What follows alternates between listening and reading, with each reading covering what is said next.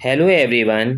आज से हम आप लोगों के लिए शिक्षा शास्त्र यानी एजुकेशन से संबंधित महत्वपूर्ण प्रश्न शुरू करने जा रहे हैं जो आने वाले एग्ज़ाम के लिए अत्यंत ही इम्पॉर्टेंट होंगे। तो चलिए शुरू करते हैं। पहला प्रश्न देखते हैं। आदर्शवाद का मुख्य जोर है। इसमें ए है शिक्षा के उद्देश्यों पर, बी है शिक्षण विधियों पर, सी है विद्यालय पर और डी है अनुशासन पर। तो इसका सही उत्तर होगा उत्तर ए, शिक्षा के उद्देश्यों पर। तो इसमें जो आदर्शवाद है यानी आइडियलिज्म जो है वो सत्यम शिवम और सुंदरम को मानता है, व्यक्तित्व के सर्वांगीण विकास पर जोर देता है। तो ये जो है आध्यात्मिकता से जुड़ा हुआ दर्शन बोला जाता है। तो इसलिए इसका जो राइट आंसर होगा उत्तर ए, शिक्षा के उद्देश्यों पर। अगला प्रश्न है, कोहलर ने विकसित किया। ए है अनुबंधन सिद्धांत, बी है एस.आर. बॉन्ड सिद्धांत, सी है सूझ सिद्धांत और डी है क्षेत्र सिद्धांत। तो इस प्रश्न का जो सही उत्तर होगा वो होगा उत्तर सी यानी सूझ का सिद्धांत। कोहलर ने अपने सूझ के सिद्धांत में बताया कि जब व्यक्ति के सामने कोई समस्या आती है तो वह संपूर्ण परिस्थितियों को ध्यान में रखता है और उसके बारे में विचार करता हो और अचानक ही जो है इसमें सूझ उत्पन्न होती है और वह समस्या जो है हल हो जाती है।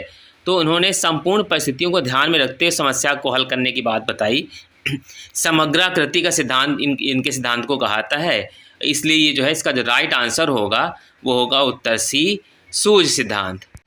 अगला प्रश्न है, कैटल ने व्यक्तित्व के मापन के लिए कितने कारकों का प्रयोग किया।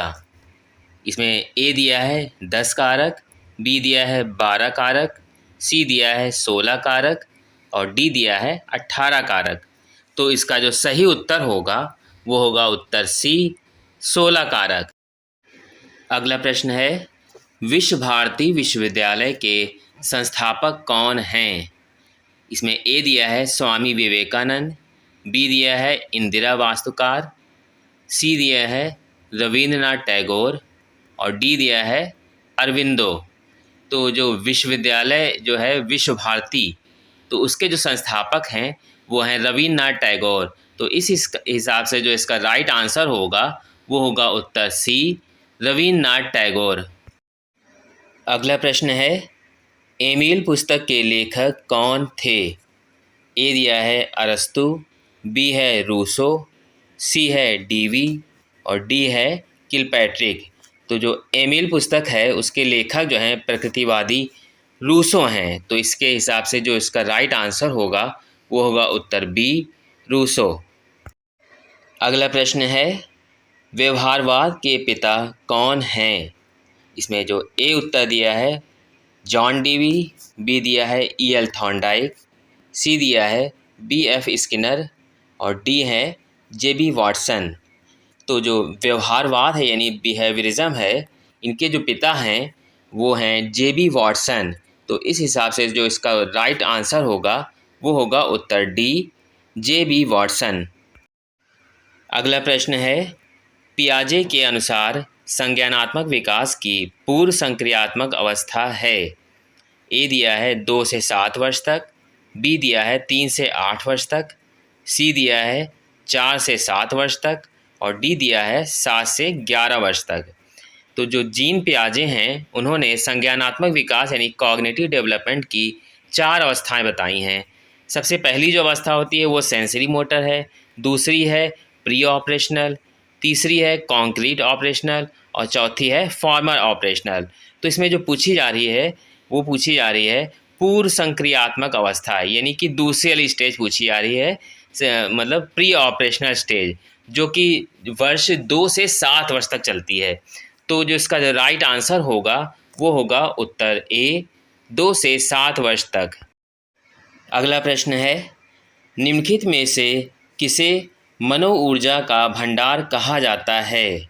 इसमें ए दिया है अहम यानी ईगो, बी दिया है ईड, सी दिया है परम अहम और डी दिया है प्रेरक। तो जो इसमें जो राइट आंसर होगा वो होगा आंसर बी, ईड।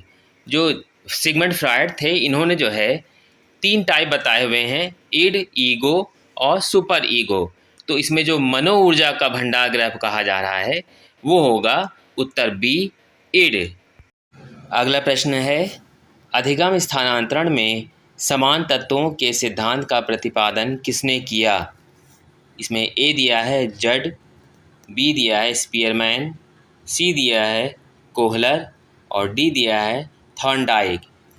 तो जो अधिगम का स्थानांतरण है उसमें जो समान तत्वों के सिद्धांत यानी कि आइडेंटिकल एलिमेंट का जो प्रिंसिपल जो दिया हुआ है वो थॉर्नडाइक के द्वारा दिया गया है। इन्होंने बताया कि जितने ज़्यादा समान तत्व होंगे उतना ही ज़्यादा ट्रांसफ़र लर्निंग अधिक होगी, यानी कि एक सब्जेक्ट में आपने जो कुछ भी सीखा है उससे मिलती जुलती चीज़ें जो हैं अगर किसी दूसरे सब्जेक्ट में होंगी तो वो उस चीज़ को सिखाने में ज़्यादा मददगार होती है। तो इसलिए जो है इस सिद्धांत का जो नाम रखा गया है समान तत्वों का सिद्धांत, और ये सिद्धांत जो दिया गया था वो थॉर्नडाइक के द्वारा दिया गया था। तो इस हिसाब से जो इसका राइट आंसर होगा वो होगा उत्तर डी, थॉर्नडाइक।